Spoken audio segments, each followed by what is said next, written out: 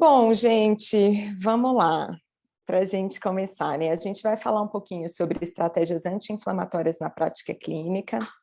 Então, meu nome é Roberta Tauana, eu sou nutricionista funcional. Eu me formei há 12 anos na Universidade Federal de Goiás, fiz pós-graduação em nutrição clínica pelo GANEP e fiz pós-graduação em nutrição funcional pela VP. Fiz também a formação em modulação intestinal com a Karina no Mastermind de Microbiota.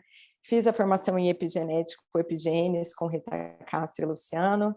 E como eu já falei, sempre me atualizo por aqui também. Eu acho que é super importante a gente estar presente nos congressos e se atualizar sempre. Bom, para a gente começar... Espera aí que eu não estou conseguindo passar. Aí, foi. Eu vou trazer sempre ferramentas práticas, tá? Porque esse é o objetivo da nossa aula, mas vou pincelar algumas coisas de teoria para a gente ir entendendo e amarrando os conceitos. Então, o que a gente vai falar hoje, né? O que é inflamação, a diferença ali entre inflamação aguda e inflamação crônica, como que a gente vai avaliar uma inflamação crônica na prática clínica, o que é uma dieta anti-inflamatória, e alguns estudos de caso, eu separei 2 pacientes meus para falar aqui para vocês. Então, né, quando a gente pensa aqui em inflamação, a inflamação, ela vai se apresentar com alterações imunológicas, bioquímicas, fisiológicas, aumentando ali o fluxo sanguíneo e a permeabilidade vascular naquele local que foi agredido. Isso vai gerar um recrutamento de leucócito, uma liberação de mediadores químicos pró-inflamatórios, e ela traduz uma resposta do organismo para um agente agressor. Então, a gente tem que pensar que a inflamação, ela é fundamental para a gente manter o equilíbrio ali dinâmico do nosso organismo, e ela é fundamental para a vida, porque quando a gente tem inflamação, a gente consegue ter uma reparação ali dos tecidos. E o que é um antígeno, né, ou um patógeno? Pode ser vírus, pode ser bactérias, pode ser fungo, pode ser parasita e proteínas alimentares, que é o que a gente observa muito hoje em dia. Então, a inflamação, ela pode ser uma inflamação aguda ou uma inflamação crônica. Quando a gente pensa ali na inflamação aguda, ela é uma resposta imediata àquele agente, ela tem alguns sinais clínicos, né, bem específicos de edema ou tumor, que a gente chama, dor, calor, rubor, e isso pode gerar também uma perda de função ali naquele órgão. Essa inflamação aguda, ela se dissipa em algumas horas ou em alguns dias. Quando a gente já pensa numa inflamação crônica, a inflamação crônica, ela vai ter maior duração, o corpo soa ali aquele alarme, né? Vem uma ajuda de emergência, mas esse sinal de ameaça, ele não diminui, então fogo continua ali a queimar. Então, essa inflamação crônica que vai ser o foco da nossa aula de hoje, porque é ela que preocupa, né?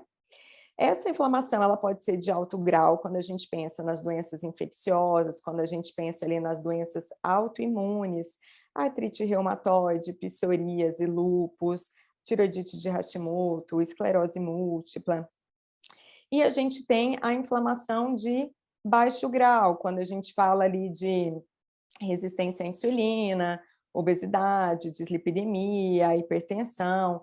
E hoje, gente, o que eu observo, né, na prática clínica? Eu acho que 99% dos meus pacientes apresentam algum grau de inflamação, né? Uma inflamação de baixo grau. A gente está vivendo hoje uma epidemia silenciosa de uma inflamação de baixo grau. E eu vejo que a nutrição consegue atuar diretamente nessa inflamação e trazer melhoras clínicas e de qualidade de vida para os pacientes. Então, para a gente ir para a prática, né? Como que eu vou avaliar uma inflamação crônica? Primeiro ponto, né? Na nossa anamnese ali, a gente vai entender se a pessoa já tem alguma doença crônica instalada. Obesidade, diabetes tipo 2, doença cardiovascular, artrite, artrose, doença inflamatória intestinal, psoríase, tiroidite. Então, se a pessoa já tem uma doença crônica, já é um sinal de inflamação importante. Depois a gente vai avaliar sintomas clínicos que esse paciente apresenta, estilo de vida daquela pessoa, exames bioquímicos, e eu trouxe para vocês alguns exames complementares que eu às vezes avalio aqui também.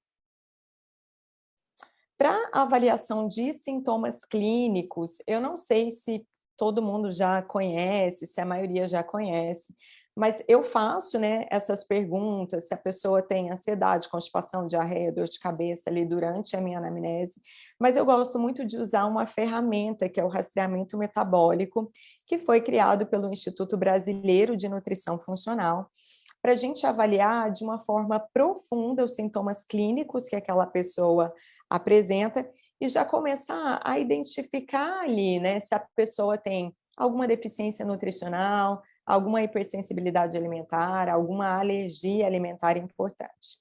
Nesse rastreamento metabólico, o paciente vai dar uma pontuação ali para aquele sintoma.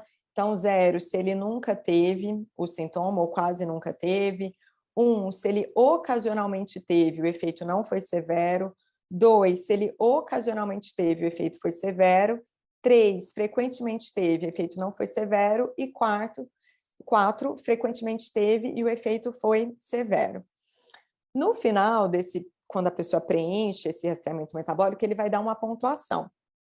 Se essa pontuação é uma pontuação menor que 30, de forma geral, é um paciente ali mais saudável, mais equilibrado, que provavelmente não vai ter ali um nível de inflamação alto, a não ser que ele tenha sintomas concentrados ali, por exemplo, rinite, sinusite, pigarro na garganta, tudo relacionado à produção de muco. Se esse rastreamento metabólico dá ali entre 30 e 40, já é um sinal que a pessoa pode ter alguma hipersensibilidade alimentar, e aí a gente já começa a tentar investigar esses gatilhos que estão causando aqueles sintomas. Se o rastreamento metabólico dá entre 40 e 100 pontos, é assim, praticamente certeza que a pessoa vai ter ou deficiência de nutriente ou alguma hipersensibilidade alimentar. E se esse rastreamento dá mais de 100 pontos, é um paciente que está, assim, muito inflamado, é um paciente que provavelmente já tem alguma doença crônica ali de base que a gente vai precisar tratar. Então é importante, né, a gente salientar que é uma ferramenta que a gente pode usar, né, para se aprofundar nos sintomas clínicos, mas ela não funciona como diagnóstico. Então a gente vai ali pegando os gatilhos e entendendo os sintomas clínicos que o paciente apresenta para a gente tentar minimizar ou eliminar esses sintomas. Eu gosto, né, de usar, vocês vão ver que até no estudo de caso eu coloquei o rastreamento, até para a gente comparar a evolução do paciente. Então, às vezes, o paciente começa lá com uma pontuação de 60, de repente ele vai para uma pontuação de 30. Então, além de um resultado estético, que às vezes a pessoa busca, ela observar ali que ela melhorou em sintomas clínicos é uma forma legal também da gente colocar na prática clínica. Outro ponto, né, para a gente avaliar. Então, sintomas clínicos, rastreamento metabólico, a gente vai para o estilo de vida. Sedentarismo, poluição, consumo de cigarro, nível de estresse elevado, privação de sono. Todos esses aspectos, né, o que eles geram? Eles aumentam espécies reativas de oxigênio, aumenta ali o nosso estresse oxidativo. E o estresse oxidativo, ele está muito relacionado à inflamação. Então, se eu tenho um aumento de estresse oxidativo, provavelmente eu vou ter um aumento da minha inflamação crônica de baixo grau. E aí, se a gente vai, né, só para a gente pensar um pouquinho aqui no estresse oxidativo. De uma forma resumida, né, o estresse oxidativo é quando a nossa defesa antioxidante ali não é suficiente para eliminar aqueles radicais livres que estão ali circulando na minha corrente sanguínea. Então, eu trouxe aqui, né, uma imagem de um estudo sobre neuroinflamação, só para a gente também entender um pouco desse impacto desse estresse oxidativo que a gente vai ter em diversos órgãos. Mas quando a gente pensa no sistema nervoso central aqui, esse aumento do estresse oxidativo, o que vai acontecer no sistema nervoso central? Os peptídeos beta-amiloides, eles vão estimular a micróglia na produção de citocinas, na liberação, na verdade, de citocinas pró-inflamatórias. Esse estímulo acontece com aumento de estresse oxidativo e acontece por diversas vias, e uma delas é a via mediada por NF-κB, que a gente sabe que é um marcador inflamatório. Então, a gente tem uma ativação da micróglia com liberação de citocinas pró-inflamatórias, por exemplo, interleucina 6, TNF-alfa, interleucina 1-beta. Isso gera uma neuroinflamação. Uma neuroinflamação e uma perda de função ali dos neurônios também. E a médio e longo prazo, isso pode gerar uma morte neuronal, uma neurodegeneração e uma progressão de doença, né? Aumenta o risco de uma doença de Alzheimer ou piora o quadro de uma doença de Alzheimer, por exemplo. Além disso, né, quando a gente tem ali já uma neuroinflamação, quando a gente começa a ter um sintoma de neuroinflamação, o paciente vai apresentar, por exemplo, uma dificuldade de concentração e memória, que a gente sempre pega, né, principalmente pós-Covid aí. Então, quando a gente melhora esse estresse oxidativo, a gente já consegue trazer essa proteção também para o nosso sistema nervoso central. E aí, pensando na nossa defesa antioxidante, né? Quando eu tenho ali, eu preciso melhorar a minha defesa antioxidante, o que eu posso fazer? A gente tem que pensar que a nossa defesa antioxidante, ela pode ser enzimática, pela glutationa peroxidase, catalase, superóxido dismutase, que são dependentes de selênio, zinco, manganês, ferro, cobre. Então, lembrar de ter esses nutrientes ali também. E ela pode ser uma defesa antioxidante não enzimática, que aí a gente vai precisar ali de compostos fenólicos, vitaminas, minerais, por exemplo, vitamina C, vitamina E, vitamina A, licopeno. Então, pensar que esses nutrientes precisam estar na nossa conduta anti-inflamatória para a gente conseguir melhorar a nossa defesa antioxidante, diminuir o nosso estresse oxidativo, que a gente vai conseguir diminuir a nossa inflamação crônica e diminuir, nesse exemplo que eu trouxe, a neuroinflamação. E aí a gente vai para a avaliação dos hábitos alimentares, né? Quando eu penso ali nos hábitos alimentares, quais são os gatilhos inflamatórios da alimentação? Uma dieta hipercalórica, de alta carga glicêmica. Por quê? Porque eu vou ter um desequilíbrio ali da minha glicemia, da minha insulina. Eu vou ter uma alteração ali no transporte de GLUT4 para a membrana, então eu aumento mais a chance de resistência à insulina. O consumo de bebida alcoólica, a gente sabe que o álcool é inflamatório mesmo, mas o álcool, ele também reduz a mucina, que é super importante ali para as nossas tight junctions no intestino. Então, se eu diminuo essa mucina, eu posso aumentar a probabilidade de ter uma alteração da permeabilidade intestinal. E a gente também vai falar isso do nosso microbioma. Um alto consumo de produtos de glicação avançada, os famosos AIDS. Tem assim, né, tem vários estudos, né, que falam que essa produção de AIDS, os produtos de glicação avançada, vão aumentar as espécies reativas de oxigênio e vão aumentar o nosso estresse oxidativo, a nossa inflamação. Tem estudo que mostra aumento de AIDS em pacientes com doença autoimune, doença inflamatória, hiperglicemia, insuficiência renal. Então, se a gente fala para aquele paciente cozinhar os alimentos, por exemplo, ou usar uma temperatura mais baixa por um curto período de tempo, a gente já consegue diminuir esses produtos de glicação avançada e já melhora o perfil inflamatório também desses pacientes. Consumo de gordura saturada, gordura trans, a gente sabe que também é inflamatório, gordura saturada deixar ali no máximo 10% da dieta, e deficiência de nutrientes, né, zinco, selênio, magnésio, vitamina D, que estão relacionados a um bom funcionamento do nosso sistema imunológico.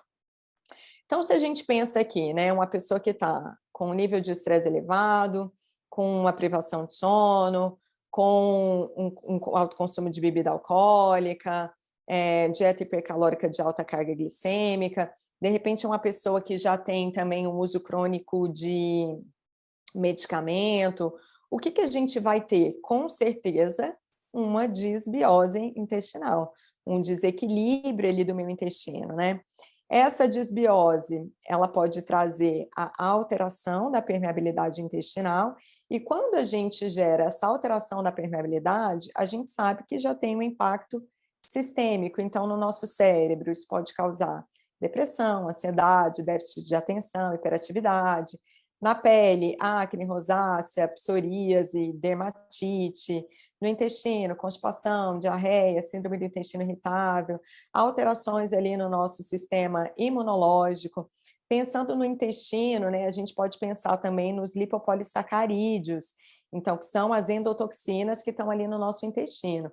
Se eu tenho essa alteração da permeabilidade intestinal, eu vou ter uma translocação desses LPS para a minha corrente sanguínea.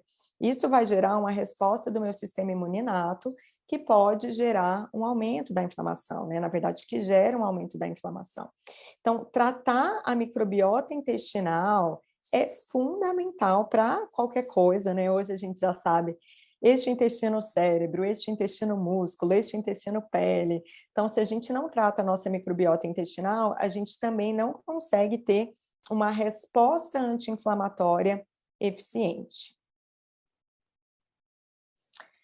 E aí, quando a gente vai, né, para os exames bioquímicos, tem, assim, geralmente, né, às vezes o paciente já vem com exame, às vezes eu peço alguns exames também, mas separei só alguns exames pensando nesse estado mais inflamatório.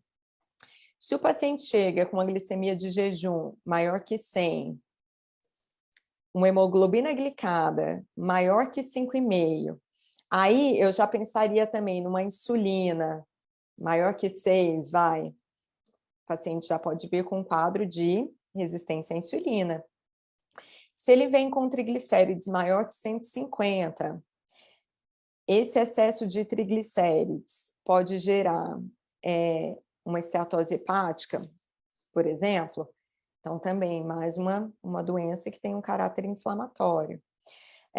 PCR, né? PCR, gente, é o marcador inflamatório, acho que mais conhecido, né? É um marcador muito usado também para avaliar risco de doenças cardiovasculares. Quando o PCR ele é maior que 3, é um risco bem aumentado para doença cardiovascular, mas quando ele é maior que 1, já é um sinal ali de inflamação crônica. Então, pega um paciente com resistência à insulina, triglicérides aumentado, PCR aumentado, é um paciente muito inflamado. Ferritina é um outro marcador que a gente pode usar. Então, quando a ferritina está ali maior que 120, 140, já pode ser um alerta para alguma inflamação crônica ali de baixo grau. Homocisteína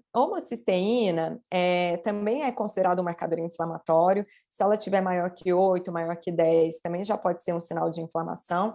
E aí, é sempre importante, né, porque a homocisteína, ela também avalia ali a nossa metilação. Então, observar como estão as vitaminas do complexo B, porque às vezes a homocisteína está alta e a pessoa está com deficiência de vitamina B12, de ácido fólico, e aí se a gente repõe essas vitaminas do complexo B, a gente também já melhora esse parâmetro de homocisteína. Se a homocisteína estiver muito alta, a gente vai ter que colocar um SAMe, um doador metil, enfim. Mas, de forma geral, não esquecer também de avaliar as vitaminas do complexo B, se a homocisteína estiver alta. Ácido úrico maior que 4. Ácido úrico é um marcador de estresse oxidativo também, tá? Então, quanto maior o ácido úrico, maior o estresse oxidativo. Então, coloquei aqui alguns exames que eu sempre costumo avaliar na prática clínica e um parâmetro, né, que a gente usa para avaliar esse grau de inflamação, que eu acho que é importante também para a gente ir já pegando todos esses sinais. E aqui, né, gente, eu trouxe alguns exames complementares. Por que complementares? Eles são fundamentais para a nossa conduta? Não. Eles são uma forma de autoconhecimento, né? Eu falo para o paciente, e a gente pode conseguir ter uma conduta mais assertiva quando a gente tem alguns desses exames complementares.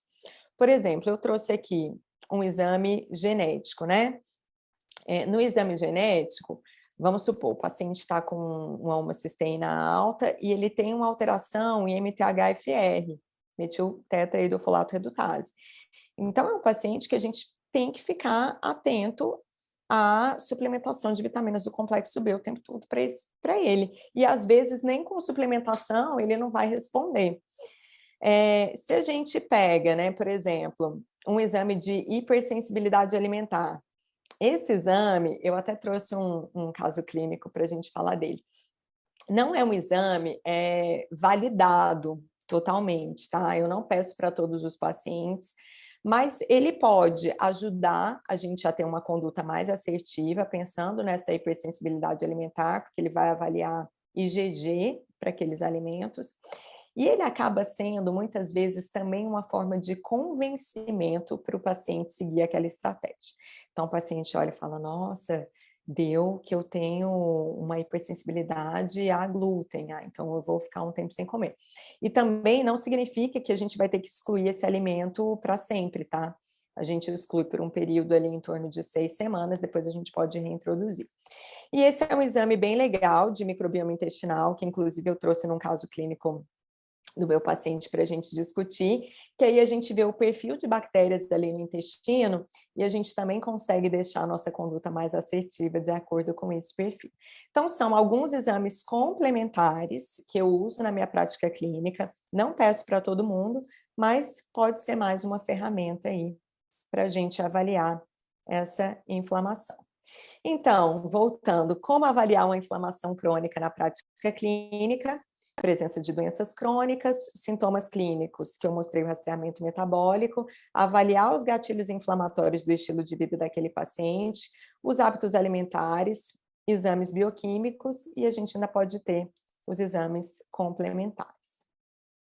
E aí, né, então eu entendi que o meu paciente está inflamado, tem vários gatilhos inflamatórios, muitos sintomas clínicos ali, já vi que os exames dele, né, tem vários indícios de inflamação.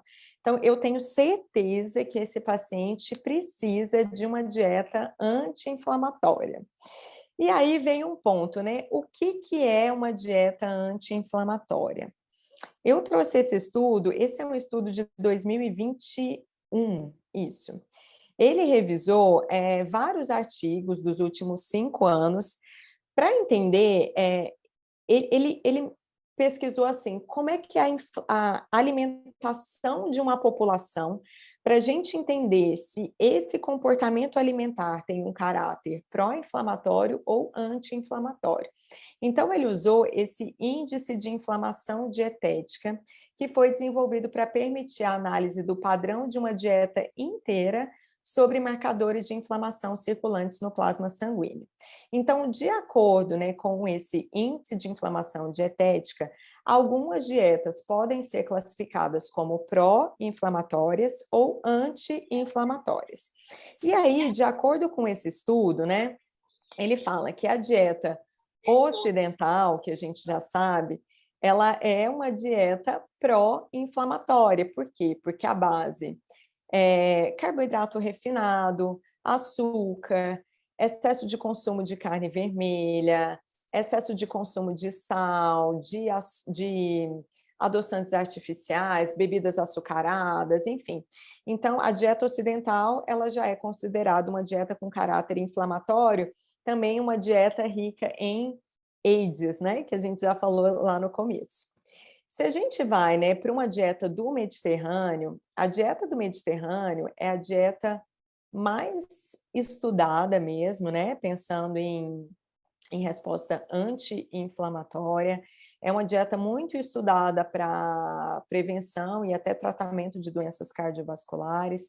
É uma dieta que a base dela é cereais integrais, frutas e vegetais, legumes, castanhas, peixe, baixo consumo, né, de carne vermelha ou até zero carne vermelha, azeite. Então, quando a gente avalia, né, a dieta do Mediterrâneo, a gente já sabe que é uma dieta que ela tem esse caráter mais anti-inflamatório. Outra dieta que eles avaliaram, essa dieta nórdica, é uma dieta basicamente igual à do Mediterrâneo. A única troca que tem é que no lugar do azeite, eles usam óleo de canola. E aí, o que que eles mostram, né? Tiveram poucos estudos com essa dieta, já são alguns estudos promissores, pensando no caráter anti-inflamatório que ela tem, mas ainda não é, assim, o número de estudos igual a gente tem de uma dieta mediterrânea. Essa outra dieta aqui, essa Washoku, é a dieta japonesa, asiática, que também tem um caráter anti-inflamatório, quando eles usam muito derivados de soja, tempê, miso, tofu, é uma dieta mais baseada em peixes ricos em ômega 3.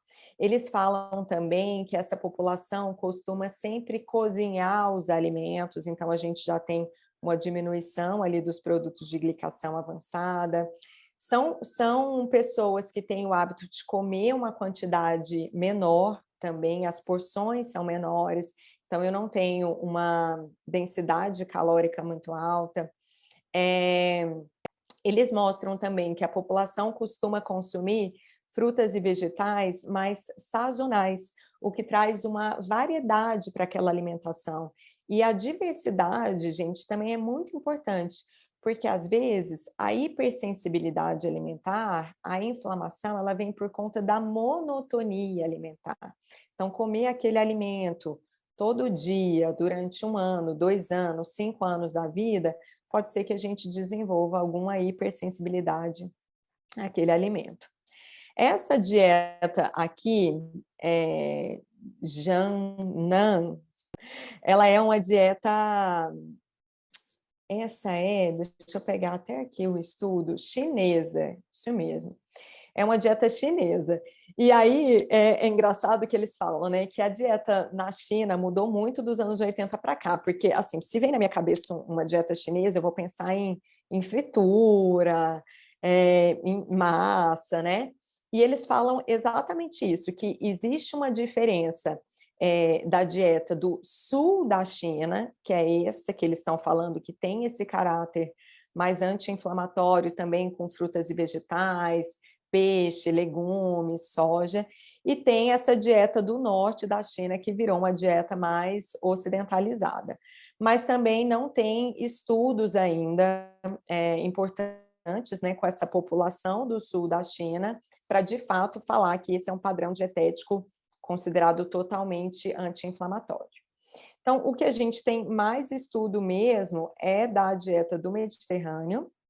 Então, aqui, né, eu trouxe vários estudos para vocês dos benefícios da dieta do Mediterrâneo. Esse que eu citei, essa imagem é esse daqui, das propriedades da dieta anti-inflamatória.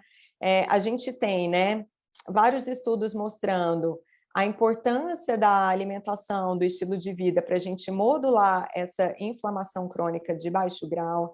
Então, gente, quando a gente pensa, né, na dieta anti-inflamatória, a gente sabe que a influência dos padrões alimentares em marcadores sistêmicos de inflamação, interleucina 6, TNF-alfa, PCR, já é validado em estudos humanos.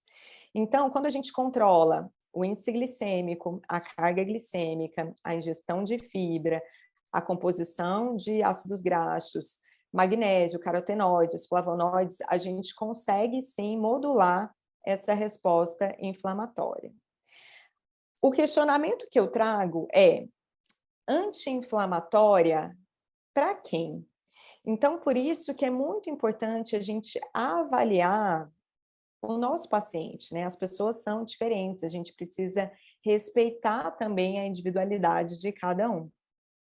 E aí, se eu penso, né, uma dieta anti-inflamatória, tá bom. Numa dieta do Mediterrâneo, ela até recomenda um pouquinho de vinho tinto, vamos supor, um tomate, uma berinjela, um vinho tinto, são considerados alimentos de um padrão anti-inflamatório? Sim, mas se é um paciente que tem uma sensibilidade à histamina, uma intolerância à histamina, são alimentos que a gente vai ter que excluir para aquele paciente por um período, porque vai ser inflamatório para aquela pessoa. Dieta do Mediterrâneo também fala do consumo de grãos integrais, né? Se é um paciente que tem uma sensibilidade às lectinas, aquele alimento também não vai ser anti-inflamatório para aquele paciente, vai ser inflamatório. Então, por isso que é sempre importante a gente pegar esse conceito da ciência, né, do que seria uma dieta anti-inflamatória, mas aplicar para aquele paciente que a gente está acompanhando. Então, eu trouxe aqui, né, o primeiro caso é o Pedro, ele não chama Pedro, mas eu gosto de colocar nome no lugar de sigla para a gente pensar que é uma pessoa ali, né, que a gente está acompanhando. Pedro tem 41 anos, 1,80, 80 quilos, foi uma consulta online, um homem jovem, bonito, percentual de gordura ótimo, se você olha para ele, você fala que é uma pessoa totalmente saudável, ele está esteticamente satisfeito. O objetivo principal dele foi melhorar sintomas gastrointestinais. E aí ele tem uma intolerância à lactose, ele tem uma psoríase leve, então a gente já vê aí uma autoimune, rinite, fadiga, muito enjoo, má digestão, empachamento, gases, distensão abdominal. Ele relata, em alguns momentos, fezes na escala de Bristol 6, 7, então diarreia, que ele associa a estresse. Então ele fala, toda vez que eu estou mais estressado, eu tenho diarreia, mas esse episódio, né, nessa escala de Bristol, anda bem frequente. E ele tem uma dor articular no joelho. Pedro preencheu o rastreamento metabólico, deu uma pontuação de 54, que significa uma inflamação mesmo, né? Algum grau de hipersensibilidade alimentar ali. E, na verdade, só por esses sintomas clínicos a gente já sabe. Em relação ao estilo de vida e hábito alimentar, então ele faz exercício físico 5 vezes por semana, ele tem um nível de estresse elevado, mas assim, álcool raro, não fuma, toma 3 litros de água por dia. O café da manhã dele, um pão integral com 3 ovos mexidos, café com leite sem lactose, ele usa sem lactose porque ele tem intolerância à lactose, fruta, almoço, uma salada, um arroz, feijão, carne vermelha, principalmente porque ele gosta muito, e aí ele toma algum suco com açúcar, porque ele ainda não conseguiu tomar sem açúcar. De lanche, ele tem ali ele fala que come um pão de queijo, ou uma tapioca com ovo, ou uma tapioca com frango. Jantar é mais ou menos ali o estilo almoço, e ele geralmente come um chocolatinho de sobremesa. E aí, de exame complementar, né? Então, a gente já viu ali os sintomas clínicos dele, que são sintomas característicos, né, de uma pessoa que tem uma inflamação crônica de baixo grau. A gente já viu que ele tem uma psoríase, que já é um autoimune. E pensando em hábito alimentar, voltando aqui, ele acaba tendo, né, um consumo maior de carne vermelha, que ele consome todos os dias no almoço, e às vezes no jantar também é carne vermelha, ou ele alterna com frango. E ele fala que é meio monótono a alimentação dele mesmo, não tem muita, às vezes varia o legume, a verdura, mas é isso. De exame complementar, esse paciente ele já veio para mim com esse exame de microbioma intestinal, que avalia ali o perfil de bactérias no intestino. Olha que interessante, né?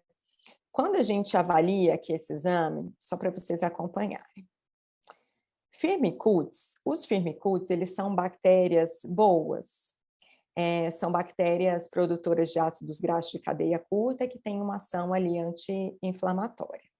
Firmicutes tem que estar a 60%, 65% ali na nossa microbiota intestinal, e esse paciente ele está com 9%. Se a gente pega ali bacteroidetes também fazem parte de uma microbiota intestinal saudável, nem pouco, nem em excesso, mas eles devem compor ali 20, 25% da microbiota, e eles estão em 19%, então um pouco diminuído.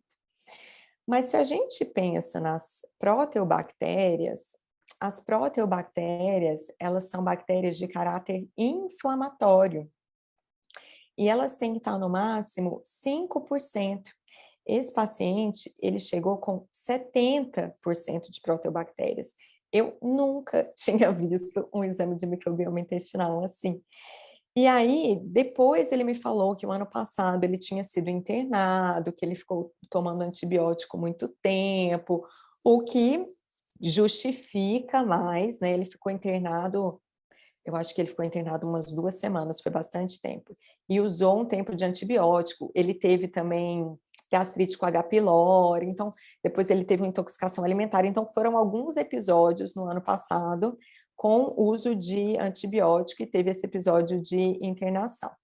Então, essas proteobactérias, o que mostra aqui, né? Um intestino com um quadro clássico de disbiose intestinal, com um aumento de proteobactérias de uma forma bem discrepante, já que elas teriam que estar no máximo 5%. E ainda, quando a gente pensa nas bactérias anti-inflamatórias ou probióticas, esse paciente não tem. Então, não tem nenhuma bactéria protetora ali. Ele não tem arquemância. Como é que está o muco intestinal desse paciente? Não existe. Então, o intestino totalmente permeável. Ele não tem prausnitse. Prausnitse tem que estar entre 5% e 15%. Ele está no filo dos firmicutes. Ele também ajuda na produção de ácidos graxos de cadeia curta. E ele não tem probiótico. Então, é um paciente com desbiose intestinal, alteração da permeabilidade intestinal, aumento de bactérias pró-inflamatórias e sem bactérias anti-inflamatórias. E aí, se a gente for pensar na nossa conduta, né? Então, temos uma psoríase, rinite, dor articular e uma intolerância à lactose para tratar. É um paciente que tem enjoo, má digestão, gases e diarreia. E pensando no exame complementar de microbioma intestinal, a gente vai precisar aumentar esses firmicutes com consumo de fibras, mas tem que ter cuidado com fibras não fermentativas, porque esse paciente tem gases. A gente precisa aumentar os bacteroidetes, dá para usar frutas vermelhas, cacau, reduzir as proteobactérias. Como que reduz proteobactéria? Diminuindo o consumo, diminuindo drasticamente o consumo de proteína animal desse paciente. E aumentar a arquemância. Como que aumenta a arquemância? Com compostos fenólicos, a gente pode pensar no chá verde, frutas vermelhas, cacau, ômega 3, azeite, enfim. E aí, como que vai ser a conduta, né? Então, a gente precisa remover os alérgicos, as toxinas, os alimentos inflamatórios. A gente precisa repor enzima digestiva, porque esse paciente ele não está digerindo, não está absorvendo, porque ele tem enjoo, má digestão, gases, esse intestino todo permeável, diarreia, então ele está desnutrido, né? Não está absorvendo nada. A gente precisa reparar a barreira intestinal, que a gente tem um quadro clássico de permeabilidade intestinal, cuidar da microbiota desse paciente e também pensar nesse eixo intestino-cérebro, porque ele também falou, nossa, quando eu tô, ele tem um nível de estresse elevado e ele associa os episódios de diarreia à ansiedade, ao estresse. Aí aqui eu trouxe 2 estudos, né, só porque como o paciente tem psoríase, vamos ver o que a literatura mostra em relação à psoríase, né. Nesse primeiro estudo aqui, eu até peguei ele aqui impresso também. Qual é a conduta dietética para a psoríase? Então, o que a gente tem que pensar? Em controle da inflamação, manejo da microbiota. É o que o estudo mostra, isso a gente já percebeu. Esse estudo mostra que ácidos graxos saturados, carne vermelha, açúcar simples e álcool vão piorar a doença. E mostra que ômega 3, vitamina D, fibra, ácidos graxos de cadeia curta e probióticos vão melhorar a doença. Então, já temos essas estratégias aí para a gente colocar em prática. Se a gente avalia aqui esse outro estudo, será que eu preciso, né? Será que eu devo retirar o glúten da dieta desse paciente? Então, esse estudo mostra que, assim, a psoríase, né? Ela pode estar, tem uma associação, sim, entre a psoríase e a doença celíaca e marcadores para a doença celíaca. Ele não afirma que a exclusão de glúten vai beneficiar, por exemplo, um paciente que tem 0 sensibilidade a glúten.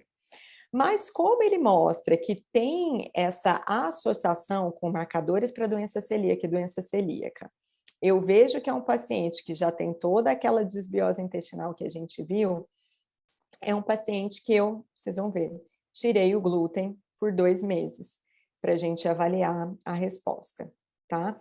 Outro ponto importante, né, do glúten, gente, assim, a gliadina presente no glúten, ela pode aumentar sim a permeabilidade intestinal em pacientes celíacos e em pacientes com hipersensibilidade não celíaca a glúten. Então também, né, não é tirar de todo mundo, mas avaliar cada caso, como esse caso, que vai ser, uma forma da gente também controlar essa inflamação. Então, qual que foi a conduta, né? Uma dieta anti-inflamatória, reduzida em proteína animal e gordura saturada, reduzida em açúcar, a gente pensar em melhorar o consumo de vegetais, consumo de grãos integrais, usar chás, frutas, especiarias, azeite. Então, o que que eu propus para ele? Foi um desafio para ele, na verdade, né? Para quem gosta de comer carne, assim. Então, eu propus uma dieta plant-based por 30 dias, e aí, depois desses 30 dias, então a estratégia foi para 60 dias, tá? Para a gente reavaliar. Então, 30 dias de uma dieta plant-based. Os outros 30 dias, eu deixei ele reintroduzir proteína animal 3 vezes por semana, peixe ou um frango orgânico, ali no horário de almoço, principalmente. Foi uma dieta, como eu falei, sem glúten, por 60 dias. Pedi para ele usar sempre azeite no preparo das refeições. Coloquei o psyllium, que é uma fibra que eu gosto muito, que não fermenta, poderia ser goma cássia purificada também, até coloquei ela no outro caso. 5 gramas por dia em shake, suco. Pedi para ele usar uma proteína de colágeno ou uma proteína vegetal, se ele for fazer algum shake proteico. E chá verde, chá de gengibre, canela, cúrcuma, cacau, especiarias mesmo para a gente ir modulando essa microbiota intestinal. Quando a gente pensa na suplementação, então a gente tem que cuidar da barreira intestinal. Para a barreira intestinal, eu coloquei glutamina e glicina. A glicina é um aminoácido que a gente encontra também no colágeno, mas como o caso dele estava mais grave, eu coloquei ela separadinha ali, 3 gramas de manhã. Coloquei o Corbiome. Corbiome é o butirato. Geralmente, gente, assim, a gente coloca fibras para as bactérias do intestino produzirem os ácidos graxos de cadeia curta, que o butirato é um ácido graxo de cadeia curta. Mas esse paciente, ele não tem firmicutes suficiente para produzir ácidos graxos de cadeia curta, ele não tem aquemância, ele não tem prausnitse, que a gente viu, ele só tem proteobactéria. Então, o Corbiome, né, ele é considerado um pós-biótico, ele tem uma ação anti-inflamatória, ele ajuda muito no reparo dessa função barreira ali da microbiota, então coloquei pela manhã por 2 meses. Enzimas digestivas, porque esse paciente não está digerindo e absorvendo nada direito, né? A gente já observou isso, e ele tem muita queixa intestinal, gastrointestinal. Ômega 3 eu acho que é o suplemento mais estudado, né? Pensando na ação anti-inflamatória, por conta do EPA, do DHA, do EPA principalmente. Então, coloquei 2 cápsulas no almoço. Coloquei a ashwagandha, pensando num adaptógeno mesmo, para modular a resposta dele ao estresse. E o IBS Care 8, que é um probiótico, podia ter sido um probiótico manipulado também, tá, gente? Mas esse probiótico, ele tem 8 cepas bem legais, e eu lembro que na época eu tinha lido sobre ele, e falei, acho que vai ser interessante para a gente recolonizar ali essa microbiota intestinal. Então, a conduta foi por 2 meses, e aí quando o paciente voltou, ele relatou melhora de todos os sintomas, mas olha, ele foi, assim, extremamente disciplinado. Impressionadamente, não sei nem se existe essa palavra, disciplinado. A única coisa que ele falou que às vezes a rinite de vez em quando aparece com mudança de temperatura, e o rastreamento metabólico dele, que estava 51, foi para 20. Então, isso do rastreamento metabólico que eu falei também é legal, porque a pessoa fala, nossa, eu estava com 51, agora eu já estou 20. Apesar da pessoa estar se sentindo melhor, né? Não deixa de ser mais um parâmetro aí para a gente usar. O segundo caso, né? Essa paciente, a Mariana, ela tem 37 anos, ela tem 1,70, 83 quilos, 37,8% de gordura corporal. A consulta foi presencial e o objetivo principal dela foi emagrecimento. É uma paciente que veio falando que ela dorme pouco, 5 horas, às vezes 6 horas por noite, ela acorda cansada, então a gente já observa aí uma privação de sono. Uma paciente que tem dor de cabeça, queda de cabelo, constipação, gases sempre, mas principalmente com feijão. Rastreamento metabólico dela, 45. Em relação ao estilo de vida, ela faz exercício físico 3 vezes por semana com personal, também relata um nível de estresse elevado, diz que consome álcool 2 vezes por semana, não fuma, toma 500 ml de água por dia. Então, a gente já viu por que o intestino está preso também, né? Então, às vezes, é uma mudança simples que já vai ajudar ali aquela microbiota intestinal, aquele hábito intestinal. No café da manhã, ela come pão, 2 ovos, iogurte e fruta. Almoço, salada, algum carboidrato que ela varia, alguma proteína que varia, e ela tem o hábito de tomar suco de laranja. No lanche, aquelas bananinhas ou bolo.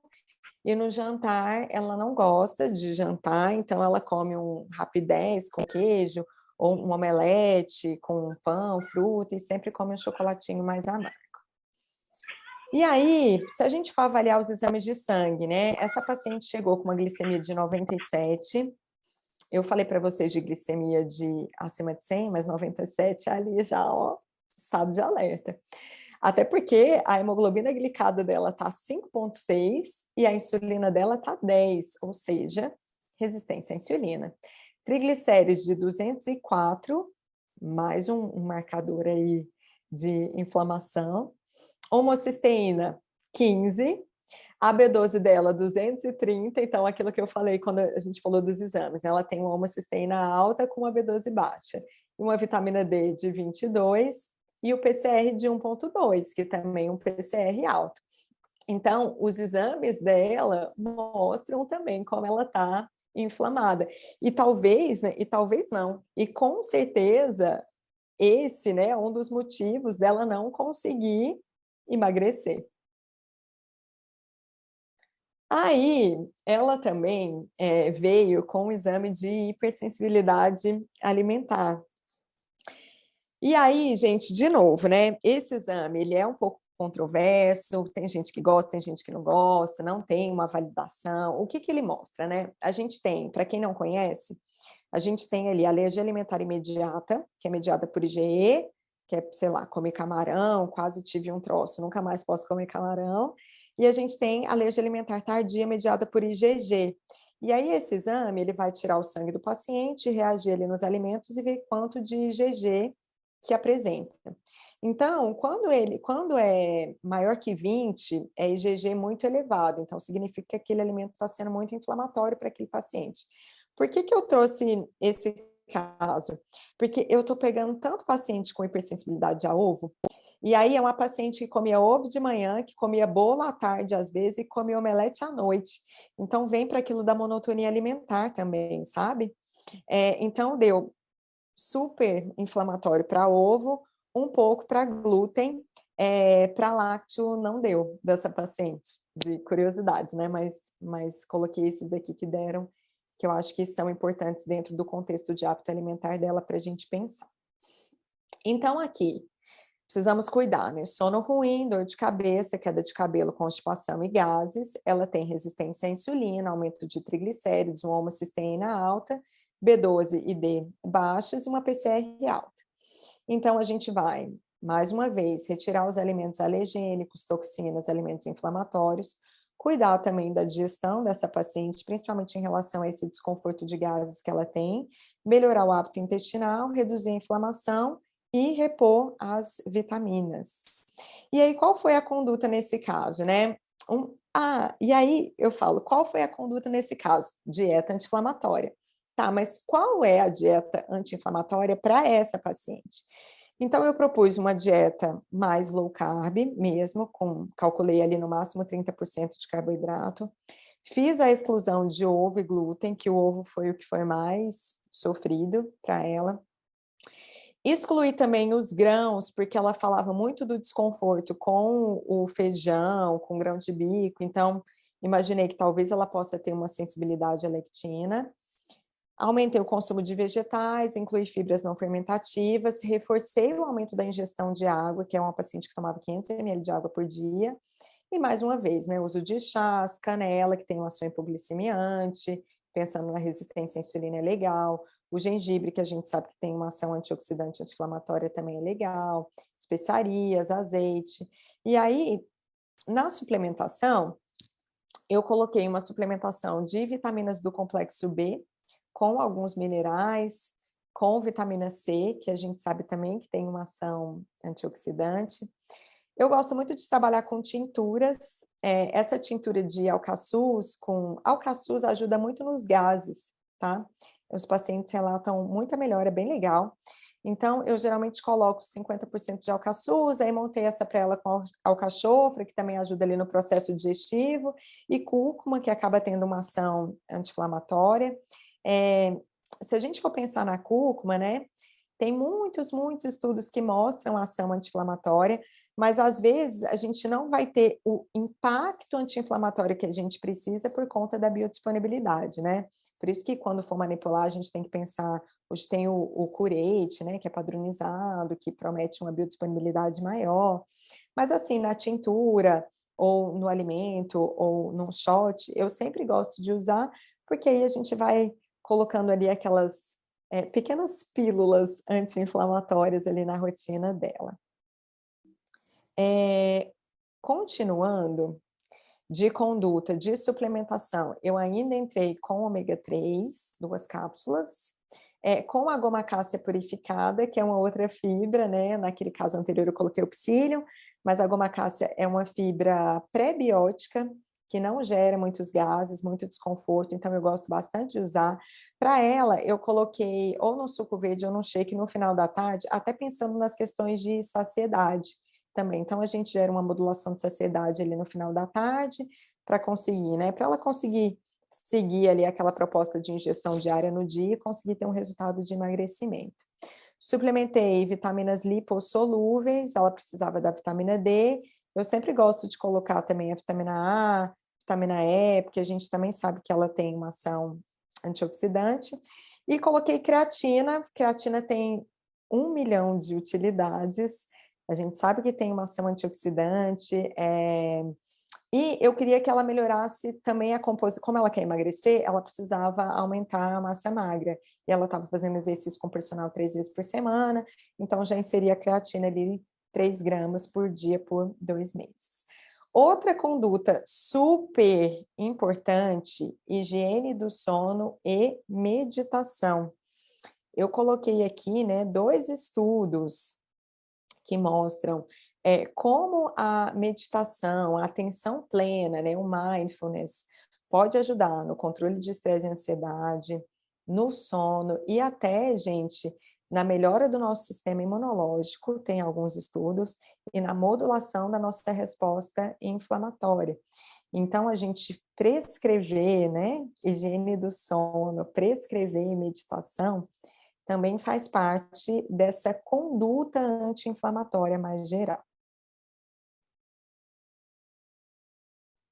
Resultado dessa paciente, né? O sono melhorou um pouco, ela conseguiu ali ajustar a rotina dela para ficar dormindo entre 6, 7 horas. Não teve mais dor de cabeça, ainda apresenta queda de cabelo. Intestino, ela falou que está melhor, dias alternados, mas já tem uma sensação de evacuação completa. Não tem mais gases, ela conseguiu emagrecer, conseguiu reduzir percentual de gordura. Esse resultado, gente, foi com 3 meses, ela voltou depois de 3 meses, tá? Dos exames dela, glicemia de 97 foi para 90, glicada 5,6 foi para 5,2, insulina de 10 foi para 7, triglicérides 204 para 150, homocisteína 15,10, a B12 230 foi para 410, vitamina D de 22 para 35 e o PCR também diminuiu. Rastreamento metabólico de 45 para 22. Então, a gente já conseguiu algumas melhoras bem significativas, ela foi disciplinada, não foi tanto quanto o meu primeiro paciente, né? Mas, assim, ela ficou bem satisfeita com o resultado. E a gente continua, lógico, trabalhando para melhorar ainda mais esses parâmetros, né? Melhorar essa queda de cabelo dela, enfim, tentar melhorar ainda mais a qualidade do sono. E é isso, coloquei essa foto do Golden Group, que eu tenho muito orgulho de fazer parte, coloquei meu Instagram para quem tiver dúvidas, também pode mandar, mas eu vou abrir aqui. E a gente tem uma das nossas surpresas, né? Geralmente, quando a gente dá o